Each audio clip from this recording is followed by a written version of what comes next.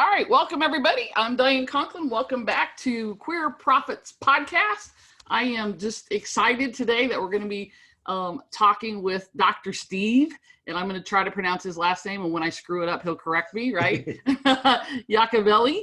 Hey. And Steve and I are have just been introduced actually by another mutual friend, but we had a short conversation, and I'm really, really excited to be having him on to talk about some different topics. Just a quick reminder, here at Queer Profits Podcast, we are all about the three pillars, which are inclusion, community, and growth. And so hopefully we'll cover at least one of those and maybe more today as we get started. So Steve, welcome. Thanks for joining us, and Sure. Jump right in and tell us a little bit about who you are and what you do. Yeah, thanks, Dan. My name is Dr. Steve Yacovelli, and I am the owner and principal of Top Dog Learning Group. My prop behind me. Top Dog is a learning and development, change management, and diversity and inclusion consulting firm based here in Central Florida. I'm in Orlando, but we have Top Doggers or some consultants throughout the North America, as well as a couple who hang out in Europe here and there. So mostly work with Fortune 500 and large not-for-profit folks, but we do work with some smaller groups. Oddly, I don't think I have any local clients. So it's usually the planes, trains, and automobiles kind of thing where myself or some of my folks are going to client sites and doing all sorts of fun things to help them be better. You know, isn't that interesting? And I think that's always the case, right? What's the old saying about you're always a bigger hero, you know, outside of your own backyard than you are in? And I think that's pretty common, right? Yeah. Especially dealing with the Fortune 500 companies like you deal with. So, So talk a little bit, Steve, about kind of how you got started and you know what the business looked like. Yeah, so technically Top Dog started in 2002. My good friend of mine and I were working at Disney Cruise Line, and we were on board the ships, and I was kind of stealing her job on purpose. She was moving on, and I was kind of shadowing her. We were on board one of the Disney ships, and you know, you're a captive audience there. And she's like, we should have dinner. I'm like, well, we have dinner every night. She's like, oh, okay, no, let's go to the spa. I'm like, all right. So side note, a cruise line is like the weirdest business environment where you see your coworkers in swimsuits a lot. It's just weird. Anyway, so we're sitting there talking. She's like, you know, together we're the perfect chief learning officer. We should start a business. I'm like, well, we already have jobs. She's like, no, let's just do it part-time and see where it goes. Like, all right.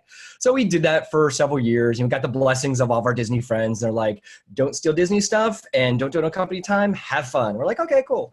And then, I found myself in late 2007. I'd actually been shown the door out of a job for reasons I still to this day do not know, because Florida's a right to work state and it is what it is. But I found myself like trying to figure out, well, what do I do in my life? And, you know, I started to look online, finding jobs. And then I realized I already had this business infrastructure from a part-time perspective. Let's just flip the switch and make it a full-time gig. And so that's what I did in the very beginning of 2008. It was my full-time gig, and for the most part, knock on wood, it's been that way ever since. So we say Top Dog was started 2002, but then really became kind of an adult in 2008. So do you still have your business partner, or are you on your own now? Ironically enough, I had to fire her years ago for good reason. She was still with the Walt Disney Company. She actually became a really senior HR executive. I was actually going for Disney contracts, and even though she was not really doing work, she was legally still part. So I fired her. Jokingly, of course. Right. And then actually now she's since retired, and she is one of my top doggers, and she's actually one of my best friends. So she's indirectly come back to the doghouse. So when you say the top doggers, you actually have, so it's your business and you have other people who go out and do presentations and talks and that sort of thing for you. So you're really using leverage. Is that correct? That's correct. Yeah. I have, they're 1099s. They're not full-time employees, and they're kind of people I've picked up along the way of my career. Really trusted folks, trust them with my brand, but they go to the client site on behalf of Top Dog. They have their Top Dog name badge and represent the company. All of my clients know that they work with me, but they're not full-time employees. It doesn't matter. They're part of my army of awesomeness, and it works out quite well, actually. And then that allows me to ebb and flow for client needs. You know, I might have a client that's like, oh, I need 5 facilitators now. Oh, okay, cool. I can pull the trusted army together, or just, you know, ebb and flow that way. It's nice.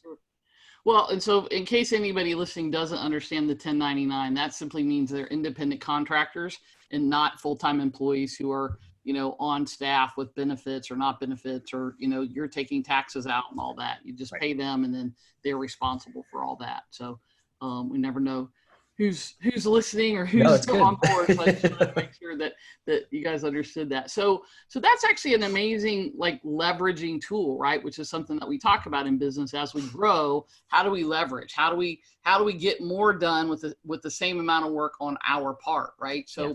how did you decide to start to bring those people on and to bring them on as 1099s instead of full-time employees? Yeah, it's a great question, Diane. Years ago I'd been doing actually creating some products, off the shelf diversity and inclusion training programs with a colleague. So she had her own practice and I had mine, and kind of joined forces together, and we're creating these products. And she's been an independent contractor, running her business for 20 plus years, really successful at it. And at one point we're going through this process, and she said to me, "You're going to get to that point." I'm like, "What point?" She's like, "The point where you are going to decide to either grow and get bigger, or just put a cap on it, be your own boss, do your own thing, make your good living, and be done." I'm like, "Okay, I'll let you know when I get there." So a couple years progress. And sure enough, my friend Leslie was right. And I was getting all these contracts, and I realized that in order to grow, I need to replicate myself. And, I didn't have enough of the cash flow sustainability to really feel comfortable saying, "Hey, so-and-so, quit your job and I'll give you a full-time salary, even if I don't have the work." I wasn't there. And I don't really like that business model anyway. I don't think that's the best way to do it. Now, unless you have some really long-term contracts and stuff, that's fine. But I started looking at, well, how can, I was a 1099 for other folks. Why don't I just flip that and do it myself? And so what was really nice is, because I had all these peers who were doing the same thing that I was doing, that relationship and that situation of being that contract worker for Top Dog Learning Group wasn't foreign. It's like, okay, that's cool. Just give me a name badge and I'll represent you, and we go from there. And it's been really awesome, because as I get the trust, or further build the trust with these folks, I can then pivot and start doing some of the other business initiatives to grow the business, while there's kind of taking the sticks and spinning the plates on top of those sticks for me, running the existing clients that we have. And it's a nice win-win, so that I can focus elsewhere, but still have a comfort level that the care and feeding of existing clients who got me to this point will still be taken care of. Right. So you really went from what I call the business owner, right, or the guy doing the work, to now really being what I call either the CEO or the visionary, right? So instead of, and this is sort of, I'm glad we're having this conversation, because I think a lot of people tread this line, right? Where, and I'm going to use a word that I don't like to use, but as a solopreneur, right? If you're doing it yourself, you're very limited. There's a cap on the number. You're trading time for dollars. Yep. And so you have a job. Yeah. And I'm just being honest here, right? I mean, I just came off of a 3-day teaching event, so I'm like, but you have a job, and most people didn't start their businesses to own a job, but that's what we end up doing, especially as we're solopreneurs. And I think there's this line that we all fear crossing of, oh my gosh, if I take on more people, I'm responsible for them, which you're not. That's a mindset that you need to change. Right. Because they understand, just like when you take a job, nobody guarantees that it's going to be there for forever. Right. In a regular setting, but we as entrepreneurs and business owners feel like, oh, I'm responsible now for this person. It's been really interesting. As a matter of fact, I was walking my dogs this morning and reflecting, kind of always thinking about the week ahead, and what clients are we touching this week. So I'm actually flying to go to one client. One of my consultants is actually going to New Jersey for a second client, and then my another consultant is going to, where's she going? I think Pennsylvania, for a third client. So to your exact point, this is one of those weeks where there's 3 times the revenue now. I'm like, yes, and obviously I have to pay them, but Top Dog still gets my little chunk of change for not even going to New Jersey or Pennsylvania, and I'm still making my way to Wisconsin. I'm like, that's the more model that I want to have. Doesn't always work out that way, but then sometimes, Hillary is one of my she actually was a former client, and I ended up stealing her to come intern, which is awesome. But she went and did a workshop for me last week, but I stayed here in Central Florida and worked on product development. So I was like, well, that's cool. I got revenue from a client that I didn't have to go get on a plane for, but I'm sitting here moving some things forward for a different revenue stream that will hopefully spin into a lot more work. So yeah, and if you wanted to do that this week, right, you could have 3 people out, and you could be at home. I mean, that's I think the choice of I think that's the thing, right? It's the freedom of having the choice. Yeah. Okay, do I want to go to Wisconsin? Do I want to go to Pennsylvania? Do I want to go to whatever the third place was? Or do I want to stay here, right? And let them go out. And I think the thing that we forget is what you just said, right? Yeah, you have to pay them. And great, now I'm feeding the economy, and I get to sit here, not get on a plane, not do all the not have to stay in a hotel and eat crappy food. You know, and I'm making it sound worse than it is, of course, but you get to make that choice, and that's really why we start our businesses, right? Is to be able to have those choices. And yeah, you're going to make less money, but I mean, we understand that is true in any business, right? I mean, if I make the car and sell the car, I'm going to make all the money. If I just sell the car, I'm going to make less money because someone else made the car, you know? Right, I mean, right. That's a really bad analogy. I get that. I get what you're saying. It's good. I'm usually better than that, but so how long did it take you in your business to get to a point where you said, you know, I need some help and I can't do it all on my own? It took a while. So 2008 is when I started. I got very fortunate that, of course, 2008 was a really crappy time to start your own business. I got lucky though, because two of the things that were happening in the economy worked in my favor. One was that people didn't want to spend money to travel for their employees for doing learning. So they kind of locked it down and were looking at alternative delivery methods. So like, you know, Zoom, like we're doing, but you know, back in the day, other webinar systems. And you know, my doctorate's in instructional technology, distance education. So I'm like, oh, I can help you there. And then I landed with a lot of organizations then were starting to outsource their learning and development. So they realized they could cut headcount, but then they could just hire vendors, you know, for brief need. And so that also worked in my favor in 2018. So I found myself, you know, starting a leadership development company, which is kind of where we primarily focus, and it worked to our advantage. And I got two really big clients that first year. One is a large pharmaceutical company, which is still a client to this day. They're awesome. But the other is the Public Library Association.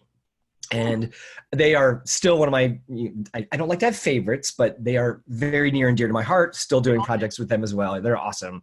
And it was a really unique project that was funded by the Gates Foundation and was teaching librarians how to be business people. So we would fly to wherever. There was an army of 9 of us facilitators. I was the token male, which was just kind of funny. They called me the eye candy. I'm like, I'll take it. That's fine.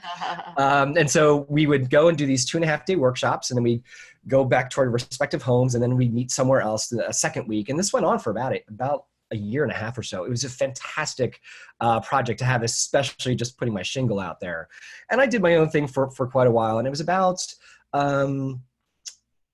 4 years ago is when I'm like, you know, if I'm going to pivot and grow my business to go elsewhere or to expand my reach beyond doing 3-day workshops for a client on site for 18 people and kind of make a bigger difference, it was about 4 years ago. And so what I did was I got my clients comfortable enough to say, look, I know I'm certified that, you know, they certify you to do their work.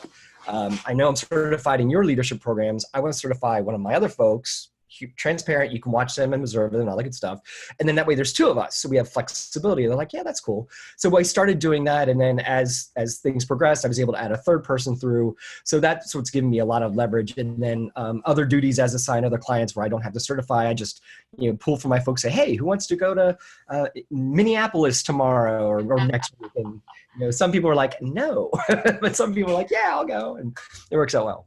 And you know what I think is interesting about this piece of the conversation is that I think one of the things that keeps people from doing this is this fear that, well, the client bought me, right? The client wants me. And so, and the analogy that I often give is, you know, okay, look, your standard, see if I can do this and keep it in the screen, is here, right? Yeah. The client wants work here. And so if you train somebody and they're 70% as good as you, yep. That's here. So it's still better. There's still, I call it the gap, right? There's still this gap and the client's still happy. So do you really need that other 30%? No. Yep. And so, you know, I love that you've certified these other people and given people these options and taken that step that is sometimes very difficult for us because let's face it, as entrepreneurs and small business owners, we're control freaks. It's my brand. Right. Hey, they're buying me. Oh my gosh, what am I going to do? Right. Yep. Because they're not buying you. They're buying the end result. They're buying the product. Yep. You know, when you go buy a car, since I'm on this awful analogy, you don't buy the car salesman. You don't expect him to come home with you. You buy the Toyota, right? Yep. And it's the same thing in this situation. So I love that you were able to do that. And the fact of the matter is, the other piece I want to point out is it didn't happen overnight. It didn't happen in the first year or two, right? There's a process that you go through in business, just like anything else, right? I mean, you don't learn to walk in a day. Most of us don't remember that. But, we didn't go from kindergarten to 12th grade overnight. But somehow in our businesses, we expect to go, whoa, okay, we scale. Well, somebody made, well, that guy made 6 figures in 90 days and started from zero. Okay, well, that's not your path or journey. Good for him. Exactly. But the one thing that's been really nice is, for me, Diane, of course, it's, yes, making a nice living is really cool. But, for the new work that I'm trying to do, it's been great that I do have these folks that are doing the care and feeding of existing clients so that cash flow is still coming in. And then I can really start to channel my energy towards stuff that's going to not only just be good business, but also help impact the world, make it a little bit more inclusive with my book that came out, the subsequent training program that goes with it, and all this good stuff. I wouldn't have been able to do any of that had it not been for this, army of awesomeness that are taking care and doing the stuff kind of behind me, which is, I just love that newness to it, if you will. Yeah. And I think that's what happens a lot, right? We start a business and we grow it to a certain point. And once we begin to leverage, then, we're able to start other things. We're able to have passion projects, if you will, right? We're able to do nonprofit. We're able to start a second business that's a profit business because we've got, we've built the first thing. And so what's the old saying about, the entrepreneur is willing to do what most people won't for a period of time until he can be free to do the things that he wants to do. Right. It's that whole, like, you make some sacrifices and you give some things up to gain the things that you want, at that later point. So you talk a little bit about, what you're doing now and kind of where that new focus is. So last year, one of my big clients decided that they were going to take a break from a lot of the work that we were doing. They had to get their internal house together, and it totally made sense. So they kind of put a pause on the contract we had. I'm like, oh, okay, well, that's fine. At the same time, I happened to meet our mutual friend, Jen Grace, at my first NGLCC conference. We're sitting there, we're both like outside a room, sorting our business cards, and just kind of stuck up a chat. And, she's like, what do you do? I'm like, oh, I own a consulting practice, blah, blah, blah. How about you? She's like, I own a publishing company. I'm like, you know what? I have a book stuck in my head that needs to come out. I think we need to have a chat. And flash forward to, the timing so now I had this gap from the client who's like, hey, we're going to have to take a pause. I just met this publisher. There's a book in my head for the 25 years I've been doing this leadership stuff. And I'm like, ta-da, the universe was like aligning everything. So I wanted to write a leadership book. And then I realized that as you start to look around, and again, I've been in this space for a while, and you see patterns of behavior, things that work and things that don't. And then I started looking then at my LGBTQ+ friends who were doing leadership advocacy, and then putting it through the lens of their leadership effectiveness. I'm like, you know what? There's no book out there that talks about leadership skills for the LGBTQ+ leader. And that's kind of what I did with my book called Pride Leadership. And so the goal was not to sell books. I mean, I talked to any author, they're probably not a millionaire, because of a book. At least not from selling the book. Correct. But my not so hidden agenda is to start an LGBTQ+ leadership movement. And so to really start to help us as a collective community think about, well, what are we doing to cultivate leadership skills in our world, our sphere of influence? What are we doing to cultivate the leadership skills of the next generation who are going to take over the fight for equality? Because sadly, it's not going to end anytime soon. So, we need to kind of keep that momentum moving forward. And that's kind of where Pride Leadership came about. And then now it's the keynotes that go with it, the subsequent training program that I'm developing, the workbook that goes along with it, all these like different add-ons and things. So it just came out, no pun intended, this June. And so that has wonderfully been occupying just a huge chunk of my time, and while my other top doggers are doing their top dog stuff. So it's been really a nice little win-win. And I definitely see this being where a big chunk of Top Dog's energy goes is to helping fulfill some of this need that I saw out there within the leadership space. Right. So how much are you doing with like inclusion and diversity stuff as opposed to like the leadership piece? And that's an awesome question. They all intersect. And that's what I love about it. When I go to my workshop that I'm doing this week for a client, it's a 1 day on being a consciously inclusive leader. And so what we do is there's people out there having those conversations around unconscious bias, which is awesome. I'm glad they're happening. We flip it around and say, no, unconscious can be really passive. Let's be consciously inclusive. And to do that, it's looking at understanding what diversity inclusion means. How do we foster a sense of belonging at work? But we do it from the leadership perspective versus just the employee kind of doing it. Wow, that's great. I love that. I love that. So have you, in the time that you've been doing this now, have you had any situations where you've had resistance either from a corporation or a company that you tried to get into because you're a gay man, or even while you're in the, at the companies and doing your presentations? Are you getting anybody in the room that's kind of thing? Yes and no. For some clients, what I love is, they self-select. My brand that I'm doing a lot of this work under is the Gay Leadership Dude. And so they know 3 things about me pretty much on the get-go. I self-identify as a dude, I'm gay, and I focus on leadership. And so they kind of take that for what they will. Some clients, though, because of their stated values, now, so that's a client. Clients are pretty cool. There are some people who are voluntold to go to these types of sessions. They're like, boss says, it'd be a really good idea if, what are they really telling you? Go. Right. And, I was a college professor for a bit of time, and I had my tourists in the back of the room who were just like this, like, I don't want to be here.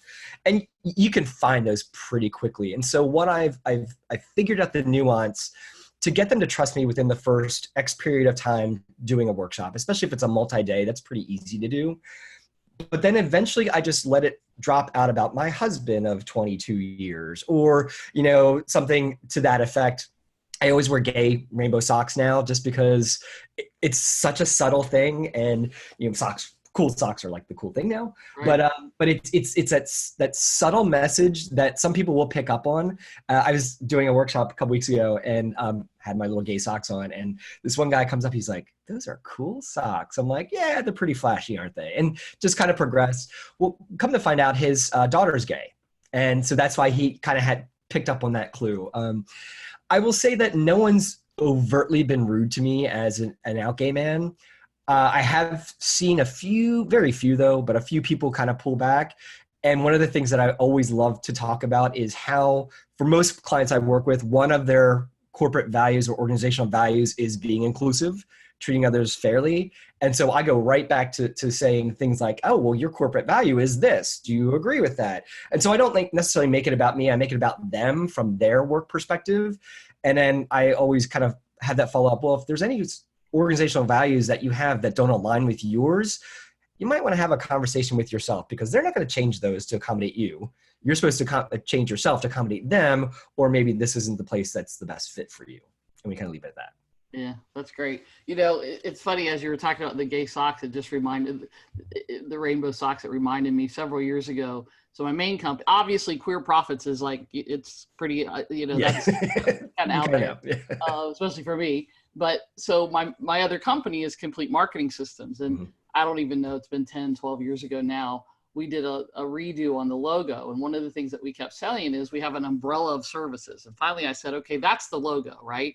And so I said, here's the 6 services. Let's do the rainbow, colors. Exactly. And so, I said, some people are going to pick up on it and some people aren't. It's subtle enough.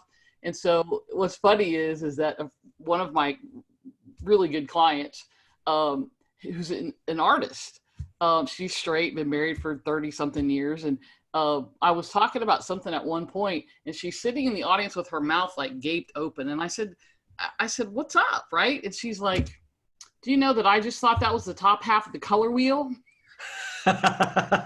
Nice. So when you said that, it just always reminds me of her. And so inevitably at one of my events or when we're doing something, one of the other artistic kind of quilters or whatever that I have will ultimately say, well, isn't that just the color wheel? Well, and it's so funny because when you dive deep into my book, Pride Leadership, I talk about the 6 key competencies. And of course, it lays out on a rainbow flag. So, Right. So. I love it. It's all marketing. That's great. So Steve, let's talk about, because this has been amazing. I think the lessons, right, which is my whole thing, is the business lessons in the, gosh, I don't know, I've been on the phone about 20 minutes, that you've instilled are just, they're incredible. If people go back and really take this in, the leverage piece and the leadership stuff and the changes and just some of the things that you've done. So what's the best business advice that you think you've ever either received or that you want to impart on the listeners? It's a great question. The first thing that bubbles up to my head is don't compromise your own personal values and integrity to get a client. My business partner I talked about before, she jokingly said, and I don't mean this to be crass, but she's like, when you first hang out your shingle, you're kind of a prostitute. You just want to make a living and cash flow. And just to put it in context, she's this gorgeous, very British. She's originally from the UK. So for her to talk, it's just awesome. So she said, and then eventually you start to get that street cred where you're not necessarily a prostitute, you're more of a courtesan. And I just always thought that was funny. But she said, but ultimately you should always pick the client. And while of course we want to, generate revenue and have a successful business, of course, but you pick the client. And that always stuck with me that, there will be clients that you start to do a partnership with and you're like, whoa, this is not how it's supposed to be. And so her suggestion to this day, I still use it, was that when you find yourself in that situation, still provide the best service you can. It is what it is. You're not just gonna say, see ya. But then when they come back to you next time, double the price. And she said that way you're getting hazard pay if you do go with them again, but most likely they'll be like, oh, that's just too much. And you're like, oh, sorry, but you're still maintaining that relationship with them, even if it's not something you want to do. But I think it really is not compromising my own personal values and that of Top Dog Learning Groups to just get a client. I don't do that. I never have done that. And I'm really adamant that it's probably one of the best pieces of advice because at the end of the day, that feels good that I didn't jeopardize my own integrity just to land a contract. Right. So let me play devil's advocate for a minute, Sure. right?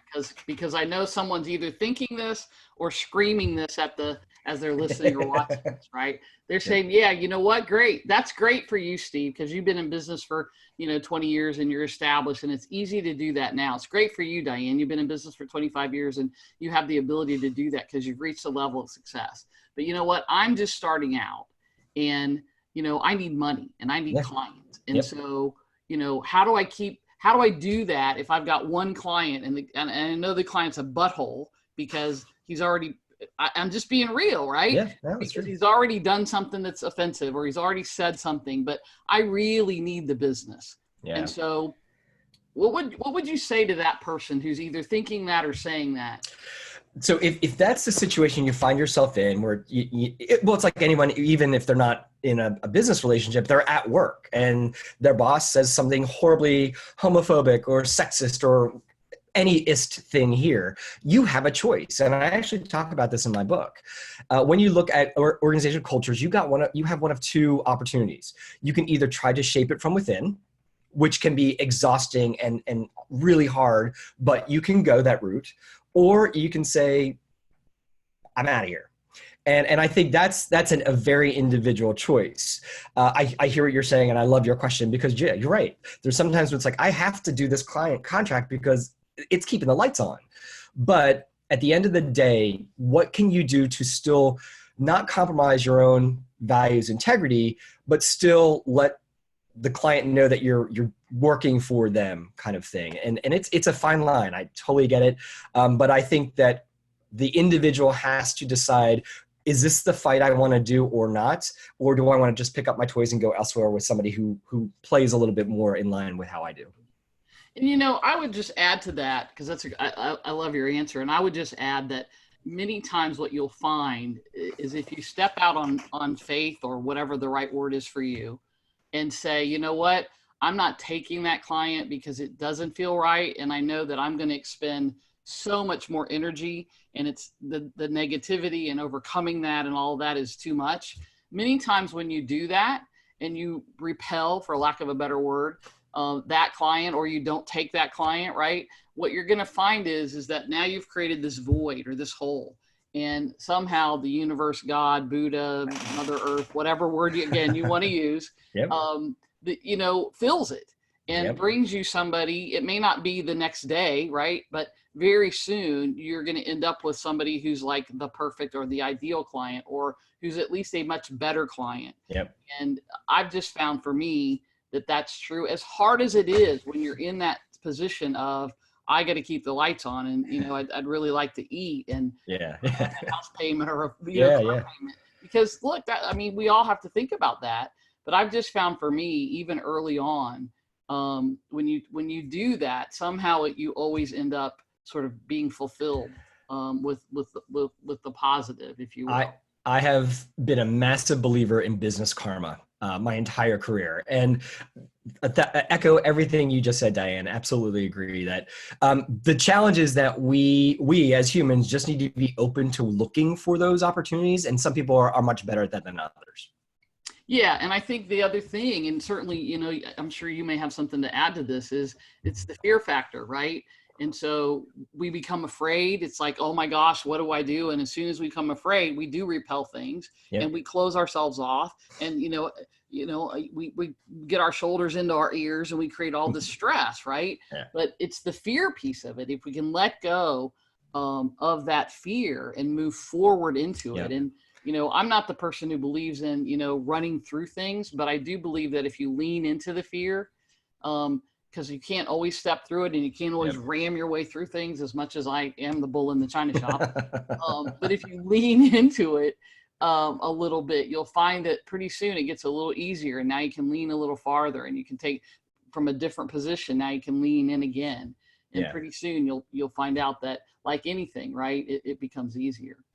The other, kind of speaking about the fear, another piece of business advice that I just got not that long ago, and I was like, why did I not have this before, was to secure funding. And that sounds silly, but I ran my business as a cash-based business, and some months that was a lot easier than others. Sometimes gaps in client paying the invoice would get a little tight. So finally I was able to, and I don't know why I didn't do this, but I went and got an SBA loan, Small Business Administration loan. And I need the money? Not, it's nice to have, but I knew I'm product development, getting the book out there, all the stuff that goes with that.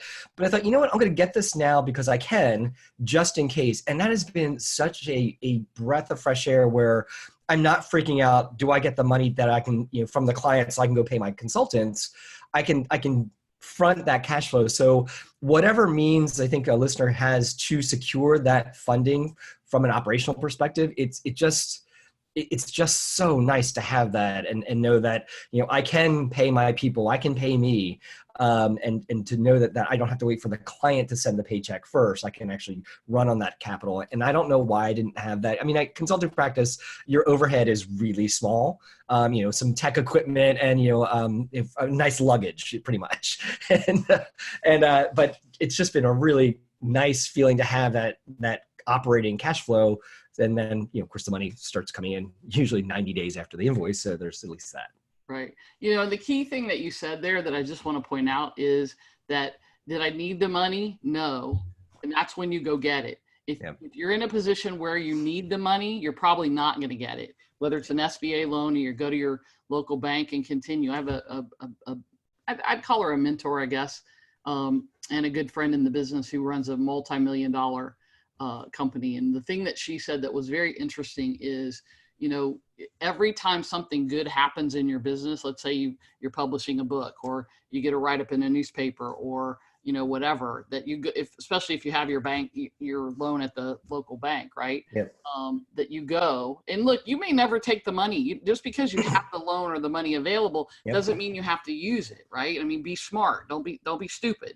But let's just say you've got $50,000 sitting there, and things are going really well. So every time that happens, you go in and you give it to the banker. And this works great if you have a local connection, right? You take a copy in, or you make, you send it, whatever. And those are the times then that you ask for an advance on those loans, because now you're doing well. When you need the money and you have to go in and ask for it, now they don't want to give it to you because you do need them. I know it's that catch-22, like oxymoron, bizarre, weirdo thing. Yeah. But that's the way it works. And then the other, still talking about the cash, is it was a couple years ago. My husband's like, well, and I got myself into it wasn't really my issue. Clients were holding up payments a couple years ago, and so at one point I had one client owe me about like $50,000. For a small business, that's a big chunk of my operating capital, for the year. So and I made it work finally. But then my husband come back and he's like, "Why didn't we just take a little bit of money out of the home equity loan?" I'm like, why didn't I think of that? It's like, well, that would have been really nice 2 years ago, Richard. Thank you very much. But those creative ways to keep, like you said, to keep the lights on, so that it's, because for me personally, the number one challenge has always been that cash flow part. I think that's very similar to most entrepreneurs, and just having that ability to ebb and flow without having to freak out like, I need a client now. That's really nice.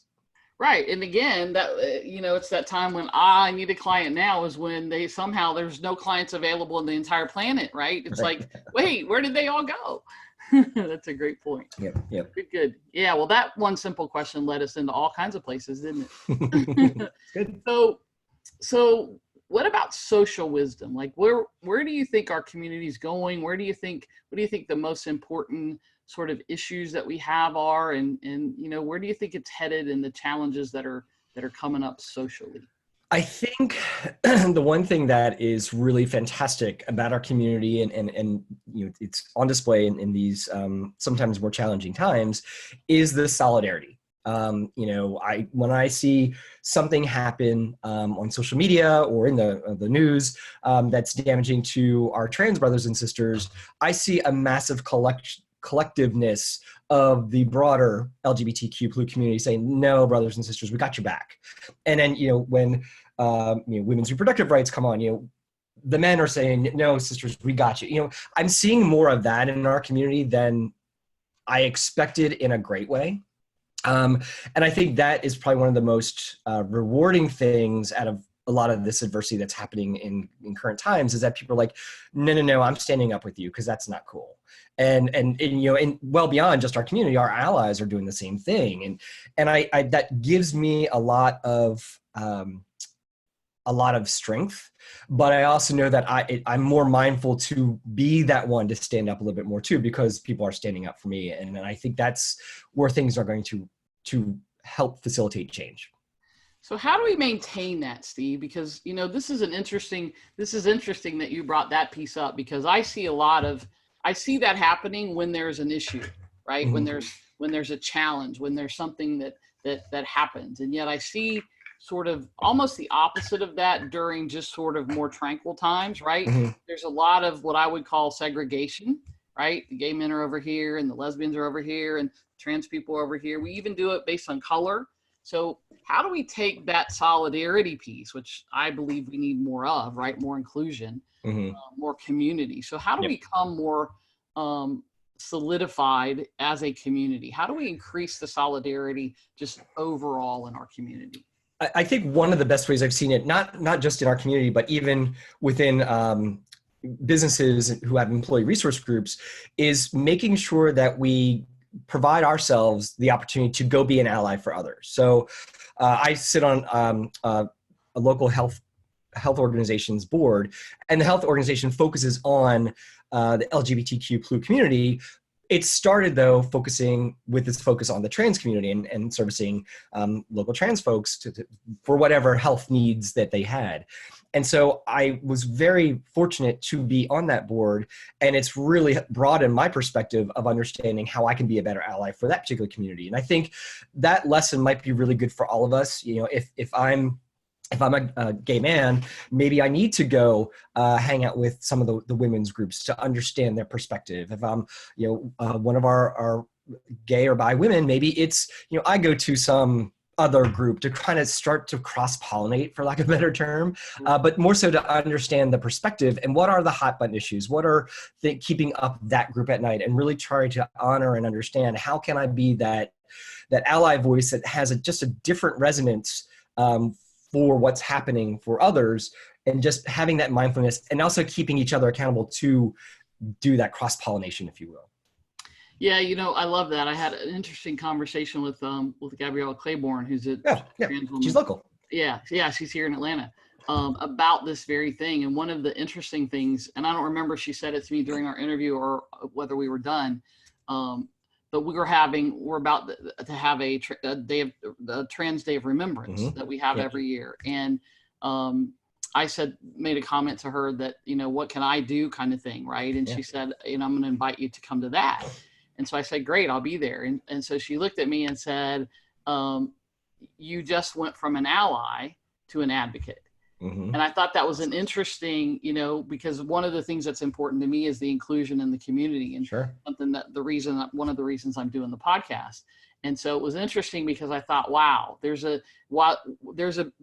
huge distinction, right, between being an ally. And I said to her, well, if I'm going to do this and I'm going to live by this, which I intend to do, right, then I don't have a choice, right? If I'm going to stand by who I am and live in my truth and talk about these things, then I have to do the advocacy as well as the allyship. I can't just do this podcast and then not go to things. I can't just give it, I can't just give it mouth time, right? I can't talk about exactly. it and then not take action. And so I think that's the piece too, is, can we talk about things? Can we come together as a community and have these discussions, and then actually do those things for and with one another, right? Because I think it is the understanding, right? I mean, I don't understand. I don't understand what it's like to be a gay man. I don't understand what it's like to be a trans man or woman. I don't understand why I'm a lesbian. I just know that it is, right? And so we all have our own different experiences. And I think sometimes we get so entrenched in, I need to understand this. No, you don't. You just need to accept it. You just need to be open to that piece. I don't understand a lot of things, right? I don't understand how the water comes out when I turn the faucet on. Right? I don't understand how now I don't have to put a key in my car anymore, right? They're in my pocket and I push them and it starts and it runs. And, I don't understand any of that. When we start to talk about things about orientation and gender identity and all of these things, I need to understand why. There's so many things that we don't understand. And yet this particular piece we have, that's always the argument. Which I find interesting. So that was a great point. Anything else that you want sort of people to know or take away from sort of the discussion that we've had? I would love for people to check out the book, Steve on Amazon.com. It might be of value to you if you are an LGBTQ person or an ally, and you want to amp up your own leadership awesomeness. Check it out, and hopefully you can find some value in it. What's been really awesome to see is, it's been a slow burn. And Jen warned me, my publisher, our mutual friend, she's like, you're not going to sell a gazillion books like on day one. I'm like, okay, fine, but I want to. And I've been living this thing for over a year. She's like, no, you're not.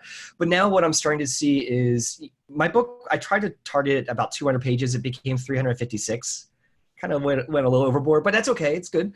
It's really cheeky dad humor. It's kind of fun. But what I'm seeing is people are now getting through the book, and I'm getting people coming and saying, hey, this was really good. It really helped me. I was able to go and use it immediately at work. And so I feel like I've been standing over this big giant stack of hay, just lighting my flint in good Boy Scout mentality. And it's now just starting to spark. And that has me really excited, but check that out. And hopefully people will find some value in that as well.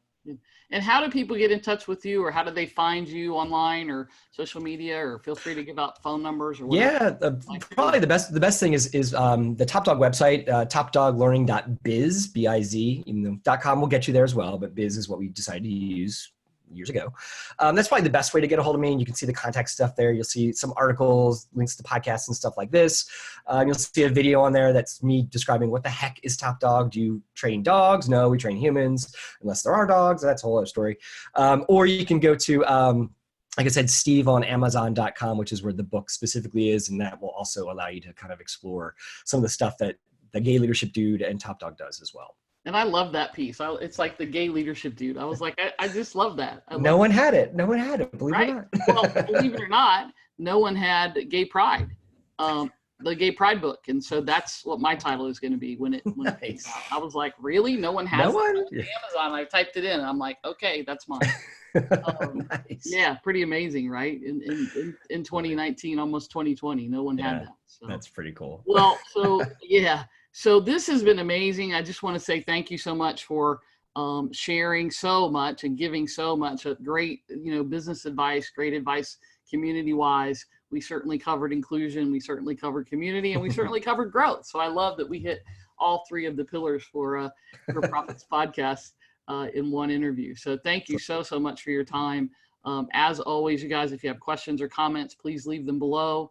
And if you've got ideas about what you'd like to hear, thanks for joining in. And, we don't just do the three pillars on the podcast, but remember, inclusion, community, and growth is where we want to be.